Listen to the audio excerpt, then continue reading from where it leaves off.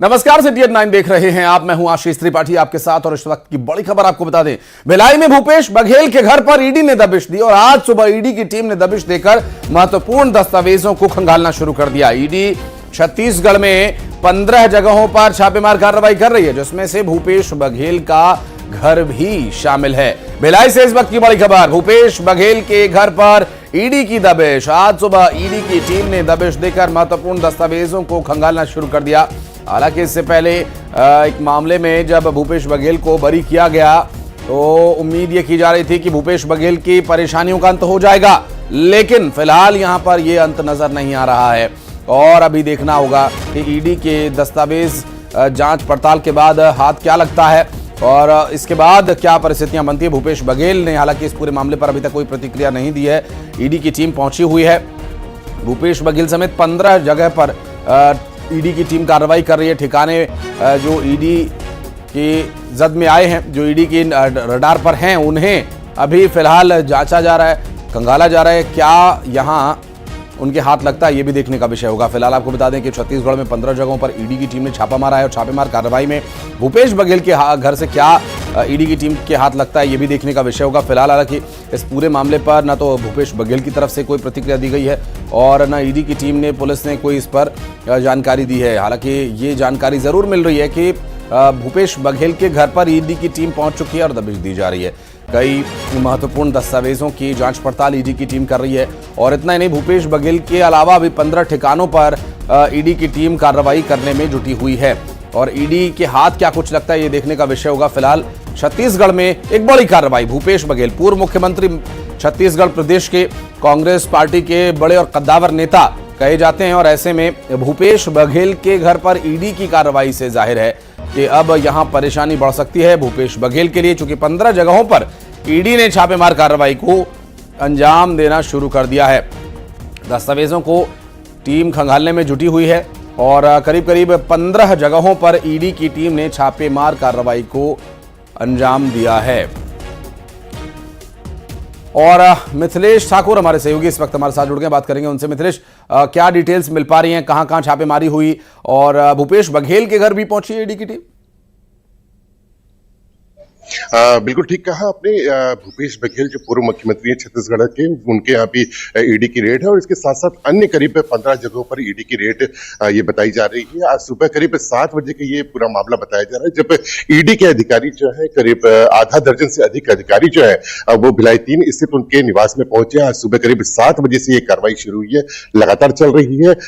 किन किन दस्तावेजों को खंगाल रहे हैं, क्या मिला है, अभी तो बहुत स्पष्ट नहीं हो पाया है, लेकिन ये जरूर है कि जितने भी जो छत्तीसगढ़ में घोटाले से संबंधित जो बातें सामने आई है, संभवतः उसी को लेकर ये जांच की जा रही है और जांच के लिए पूरे दस्तावेज खंगाले जाएंगे। तो एक बड़ी कार्रवाई ये देखने को मिल रही है जब ईडी के जो लोग हैं वो पूर्व मुख्यमंत्री के यहाँ पे पहुंचे हुए हैं। अभी लगातार कार्रवाई चल रही है और न सिर्फ भिलाई बल्कि अन्य जगहों, करीब 15 जगहों पर इस तरह की कार्रवाई देखने को मिल रही है। निश्चित रूप से अभी हाल ही में एक बड़े मामले से अदालत से बरी हुए थे भूपेश बघेल, लेकिन जिस तरह मिथिलेश ये ईडी की कार्रवाई है, लग रहा है कि एक मामले से निकलकर अब दूसरे मामले में फंस सकते हैं।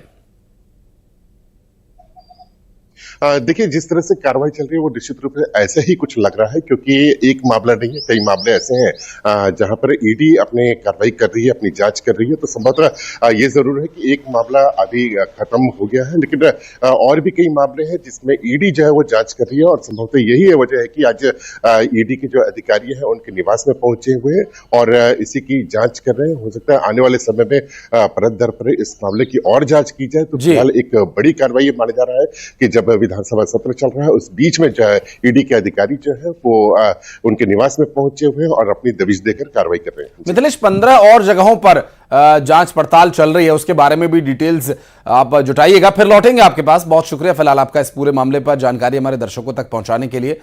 और इन परिस्थितियों से अब क्या आगे निकल कर आता है, ये भी देखने का विषय होगा। फिलहाल अब बढ़ते आगे, सीधी से एक खबर आई जो भीषण सड़क हादसे की खबर थी। दरअसल 8 लोगों की दर्दनाक मौत का यह पूरा मामला है। नेशनल हाईवे 39 पर 2 गाड़ियों के आमने सामने से टक्कर हो गई और एक बड़ा हादसा हो गया और इस घटना में 13 लोग घायल हो गए। घायलों को इलाज के लिए जिला अस्पताल में भर्ती करवाया गया है और 9 लोगों की हालत गंभीर होने पर उन्हें इलाज के लिए रीवा रेफर किया गया। रीवा में इलाज के दौरान एक गंभीर रूप से घायल की मौत हो गई। बताया ये भी जा रहा है कि एक गाड़ी में सवार होकर लोग मैहर दर्शन करने के लिए जा रहे थे और इस बीच सिटी कोतवाली थाना इलाके में ट्रक से उनकी टक्कर हो गई और इस दुर्घटना में 8 लोगों की मौत हो गई। इस हादसे में 14 लोग घायल हुए बताए जा रहे हैं, जबकि 8 लोग गाल के गाल में समा गए इस हादसे में। ये सीधी से पूरा मामला सामने आया है और रात के वक्त हुआ ये हादसा एक बार फिर ये सोचने पर मजबूर कर रहा है, क्या सड़कों पर चलने के दौरान हम सुरक्षित हैं? यदि हम यातायात नियमों का पालन कर रहे हैं, नियंत्रित गति में चल रहे हैं, तो क्या सामने से आ रहा वाहन नियंत्रित गति में चलेगा?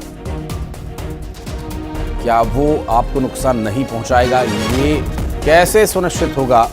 हालांकि इस पूरी घटना के सामने आने के बाद कई तरह के और सवाल भी खड़े हो रहे हैं। हरीश हमारे सहयोगी इस वक्त हमारे साथ जुड़ के बात करेंगे उनसे। हरीश, कैसे हुआ यह हादसा और 8 लोगों की दुखद मौत?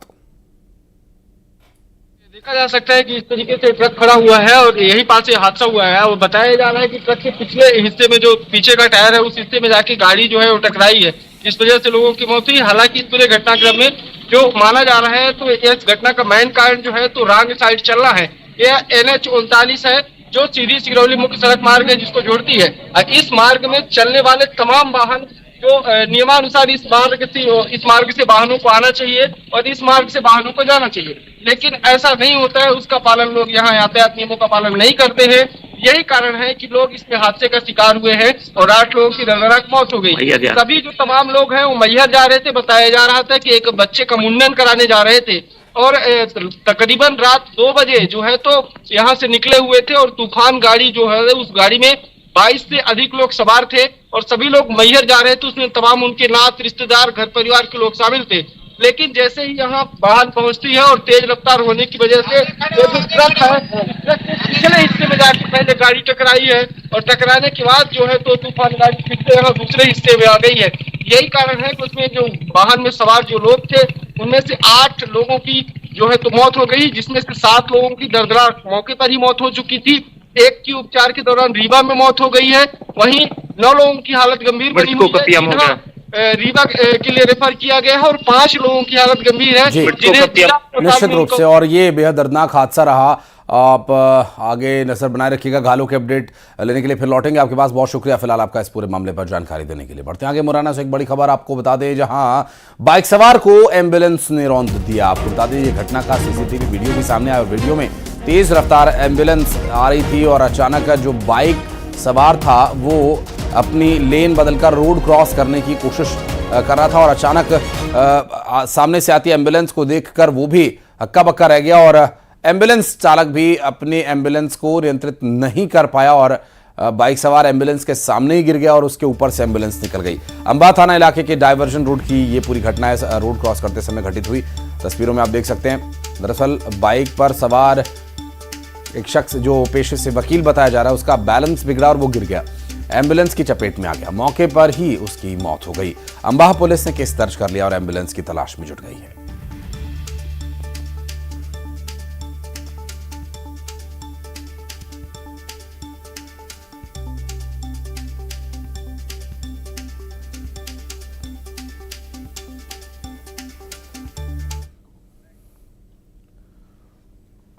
और अब एक सवाल कि आखिर साजिश का सूत्रधार कौन है? साजिश जो महू में रची गई। महू से खबर है, जहां टीम इंडिया के चैंपियंस ट्रॉफी जीतने के बाद जीत का जश्न बनाने के लिए निकले लोगों के जुलूस पर हमला किया गया, पथराव किया गया, गाड़ियों को आग के हवाले किया गया।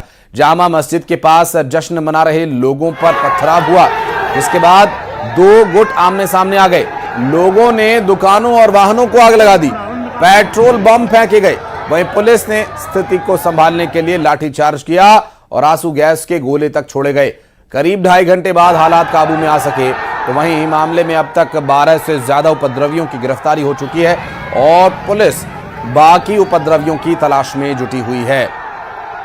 और ये 5 तस्वीरें इस पूरी घटना की आपको दिखा रहे हैं, जहां हालात बद से बदतर हो चले थे। लोगों को आते जाते पकड़कर पीटा जा रहा था, उनकी गाड़ियों को तोड़ फोड़ डाला गया, आग के हवाले कर दिया गया, घरों पर पथराव किया गया और हालात बद से बदतर हो चले थे उस वक्त जब पुलिस वहां पहुंची और पुलिस को लाठीचार्ज करना पड़ा, आंसू गैस के गोले तक दागने पड़े लोगों को तितर बितर करने के लिए।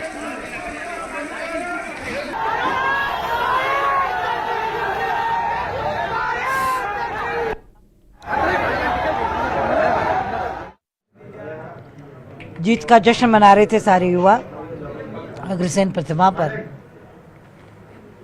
और बस इसी दरमियान पथराव शुरू हुआ अल्पसंख्यक बस्तियों से और सारा देखते देखते महू में कहीं गाड़ी जला रहे हैं, कहीं डीपी जला रहे हैं और लाइटें बंद कर रहे हैं। सबके वीडियो हैं, पर्याप्त पुख्ता प्रमाण है, सबके खिलाफ कठोरतम कार्रवाइयाँ होंगी, रासुका लगेगी और देशद्रोहिता का भी धाराएं इन पर लगनी चाहिए जिस प्रकार की हरकत आज इन्होंने की है। दीदी, पूरे देश में जश्न का माहौल है। आज भारत की बड़ी जीत हुई है आईसीसी चैंपियन ट्रॉफी की, लेकिन ऐसे कौन से लोग हैं जिन्हें जब भारत की जीत का जश्न मनाया जा रहा है उस वक्त कुछ लोग पथराव करते हैं? अब ये कौन है जो यहीं जन्मे, यहीं का खा रहे, यहाँ की सारी सुविधाओं का लाभ ले रहे, फिर भी इनको उस भारत देश की जीत से तकलीफ हो रही है? तो ऐसी देशद्रोही मानसिकता को तो कुचलना ही होगा, कठोर कार्रवाई करवानी ही होगी। ग्रामीण डीआईजी निमिष अग्रवाल सर इस वक्त हमारे साथ मौजूद हैं। सर, महू में क्या इस वक्त क्या तनाव की स्थिति बनी हुई है, क्या वजह क्या सामने आई? नहीं, इसमें अभी स्थिति जो है पूरी तरह से शांतिपूर्ण है और पूरा पुलिस बल डिप्लॉयड है और आसपास के सभी थानों से और रिजर्व पूरा बल यहाँ आ चुका है। पूरी तरह शांतिपूर्ण अभी माहौल है और मैच के बाद इसमें जुलूस के समय कुछ बातों को लेकर यहाँ तनाव हुआ है और उसके चलते जो है यहाँ पे कुछ पथराव और आगजनी की घटना हुई है। पूरी तरह शांतिपूर्ण है और मैं सबको ये सख्त रूप से बताना चाहूँगा कि कोई भी जो है यहाँ पे शांति व्यवस्था बिगाड़ने के जो है मंसूबे ना रखे और निश्चित ही जो है जिन लोगों ने अभी ये पूरा कृत्य किया है उस पर जो है उन पर कड़ी कार्रवाई की जाएगी। सर, फोर्स की हम बात करें सर, इस वक्त यहाँ पे कितने फोर्स बना रहे हैं सुरक्षा के? यहाँ पे है सैकड़ों की तादाद में फोर्स आ चुका है और पूरे हमने जो ये मध्य क्षेत्र है महू शहर का, ये पूरी तरह हमारे जो है पुलिस के पेट्रोलिंग में है। सोशल मीडिया पे सर कई सारे वीडियो भी वायरल हो रहे हैं जिसमें कुछ लोग कपड़ा चेहरे से ढका हुआ है, गाड़ियों में आग लगा रहे हैं, घरों में आग लगा रहे हैं, ऐसी तस्वीर सामने आ रही है। हाँ, वीडियो कुछ आए हैं वो उसका हम इस्तेमाल करेंगे और इस तरह के जितने भी एलिमेंट्स हैं उनको आइडेंटिफाई भी करेंगे और निश्चित ही उन पर कार्रवाई होगी। सर, सोशल मीडिया पे नज़र रख रहे हैं आप लोग की कोई? बिल्कुल नज़र है हमारी और किसी भी तरह से कोई अगर माहौल बिगाड़ने वाला कोई पोस्ट डालेगा या कुछ भी हरकत करेगा तो उसके खिलाफ हम कार्रवाई करेंगे। वर्तमान में स्थिति नियंत्रण में है और यहाँ पर पुलिस फोर्स चप्पे चप्पे पे तैनात है। डोमिनेंस स्थिति में पुलिस यहाँ पर भ्रमण कर रही है। लेकिन सर, जिस तरीके से पूरी घटना हुई है, क्या लग रहा है इसके पीछे उपद्रवियों? देखिए, अभी ये सब जांच के विषय है, किन परिस्थितियों में घटना घटी, कौन इसके जिम्मेदार है, कौन कब ये घटना घटी, ये सारी चीजें जांच के बाद तथ्य सामने आए। अभी फिलहाल स्थिति नियंत्रण में? हाँ, वर्तमान में स्थिति नियंत्रण में। यहाँ इस वीडियो के अंदर किसी ने पथराव नहीं किया। पहली बात, हुआ क्या था? वीडियो आपके सामने भी है, मैंने भी देखा, आपने भी देखा, तो ऐसी कोई बात मेरे मुंह में डालने की कोशिश न करें। मैं बहुत साफ तरीके से बोल रहा हूँ। यहाँ जो कुछ हुआ है, पहले नारेबाजी हुई है जब हम नमाज में थे। जब हम नमाज से बाहर निकले हैं तो उस नमाज से बाहर निकलने के बाद यहाँ पर जो झूमा झटकी हुई है, उस झूमा झटकी में जिस आदमी को भी मुजरिम समझा होगा पब्लिक ने, उसको मारने की कोशिश की है, तो उसको बचाकर मैंने बाहर निकाला है जी। ठीक है। और वो वीडियो जिसमें मैंने निकाला है बाहर, उसको बचाकर बाहर निकाला है, वो एक्टिवा पर था वो आदमी। मैं उसको शक्ल से शायद पहचानता हूँ, नाम से नहीं पहचानता हूँ। तो उसका वीडियो खुद पुलिस प्रशासन के यहाँ 2 लोग मौजूद थे, उन्होंने बनाया और उनके साथ मैंने निकाला है उनको। वो सिविल ड्रेस में थे पुलिस वाले। आखिर ये कौन उपद्रवी हैं जिन्होंने जमकर उपद्रव मचाया? भाई, इब्तिदा तो जीत के मसले में आप मस्जिद से क्या लेना देना है, मंदिर से क्या लेना देना है? मस्जिद और मंदिर तो हिंदुस्तान की जीत से एक अलग चीज़ थी ना। क्या यहाँ रहने वाला मुसलमान क्या हिंदुस्तानी नहीं है क्या? या उसको हिंदुस्तान की जीत से खुशी नहीं है? उसका जो जोश दिखा है या उसकी जो नाराज़गी दिखी है, वो नाराज़गी क्या इंडिया की जीत से दिखी है या जामा मस्जिद पर होने वाले उपद्रव या नारों से दिखी है? चैंपियंस ट्रॉफी में भारत की जीत के जश्न के दौरान इंदौर के महू में हुई हिंसा के बाद अब हालात पूरी तरह काबू में है। देर रात क्षेत्र में तनाव की स्थिति बन गई, लेकिन सुबह हालात सामान्य है। 13 लोगों को अब तक गिरफ्तार किया जा चुका है। वीडियो फुटेज के आधार पर उपद्रवियों की तलाश जारी है। नकाब पहनकर पेट्रोल बम और पथराव करने वालों की पहचान की जा रही है कि ये मंदिर है और मंदिर के बाहर देखिए, तस्वीर में आपको दिखाता हूँ। यहाँ पे एक देर रात 4 व्हीलर गाड़ी मौजूद थी, उसे आग के हवाले कर दिया गया और इन उपद्रवियों ने मंदिर को भी निशाना बनाया। हिंदू परिवार को टारगेट किया गया, हिंदू मकानों को टारगेट किया गया और मंदिरों को भी टारगेट किया गया था, निशाना बनाया गया था। और ठीक इस वक्त जहाँ मैं मौजूद हूँ, यहाँ पे जहाँ पे दवाइयाँ लिखी गई है, ये इधर की तरफ से, इसी गली की तरफ से, इधर आप अगर तस्वीर देखें मस्जिद है, इधर से एक भीड़ आती है और यहाँ पर ताबड़तोड़ पथराव करते हो। एक के बाद एक सिलसिलेवार कई सारी हिंसक घटनाओं को अंजाम देते हैं। चलिए बढ़ते हैं आगे अगली खबर ग्वालियर से, जहां एक मकान में भीषण आग लगने का मामला सामने आया। एलपीजी सिलेंडर में लीकेज की वजह से आग फैल गई और फायर ब्रिगेड ने आग पर किसी तरह से काबू पा लिया, लेकिन आग में घर का सारा सामान जलकर राख हो गया। ये जो पूरी घटना सामने आई, इसमें एक बात अभी तक जो सामने नहीं आई उसमें ये कि किसी तरह की कोई जनहानि नहीं हुई है और किसी को चोट नहीं आई है, ये बात अब तक स्पष्ट हुई है। लेकिन घर को नुकसान पहुंचा है, सामान पूरी तरह से जल गया। और आप ये देख सकते हैं तस्वीरें जो ग्वालियर से सामने आई। मकान में भीषण आग लगने का ही मामला। एलपीजी गैस सिलेंडर में लीकेज की वजह से आग फैल गई थी और फायर ब्रिगेड ने आग पर किसी तरह से काबू पाया है और आग में घर का सारा सामान जलकर राख हो गया।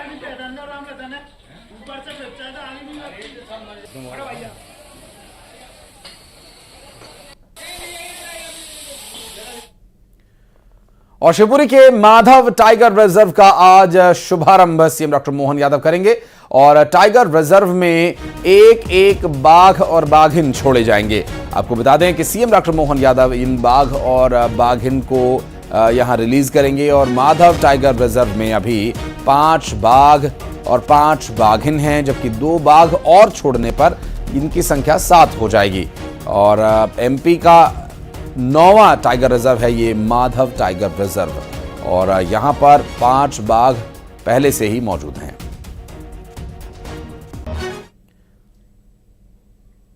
और अगली खबर भोपाल वासियों के लिए विशेष रूप से, क्योंकि आज 45 इलाकों में पावर कट होगा। मेंटेनेंस के चलते 1 से 6 घंटे तक पावर कट रह सकता है। आपको बता दें कि दानिशकुंज, बसंत कुंज, गुलमोहर में बिजली की कटौती रहेगी। बरखेड़ा, पठानी, कोईफिजा, ब्रिज कॉलोनी में कटौती होगी और आदमपुर छावनी, दोबारा नबीबाग, निशातपुरा में कटौती।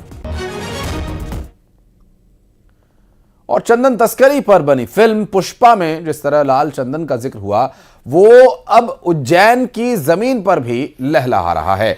साल 2022 में वन विभाग ने शहर के उदयन रोड पर 1.74 हेक्टेयर एरिया में चंदन के 600 पौधे लगाए थे, जिसकी ऊंचाई अब 6 से 7 फीट तक हो चुकी है और इन पेड़ों की कटाई 2027 में होगी, जिसके बाद सिंहस्थ 2028 में भगवान महाकालेश्वर का पूजन और साधु संतों की अगवानी चंदन के तिलक से होगी। बता दें कि उज्जैन में लाल चंदन को धार्मिक रूप से अत्यधिक पवित्र माना जाता है, क्योंकि ये शक्ति और भक्ति का प्रतीक है। उज्जैन के मशहूर कोरियोग्राफर रेमो डिसूजा भस्म आरती में शामिल हुए और बाबा महाकाल का उन्होंने आशीर्वाद ग्रहण किया और यश पुजारी ने रेमो डिसूजा के लिए पूजा पाठ करवाया। बाबा महाकाल के जयघोष के बीच रेमो डिसूजा नंदी हॉल में बैठे भक्ति में लीन नजर आए और उनकी पत्नी भी उनके साथ इस दर्शन के लिए पहुंचे थे।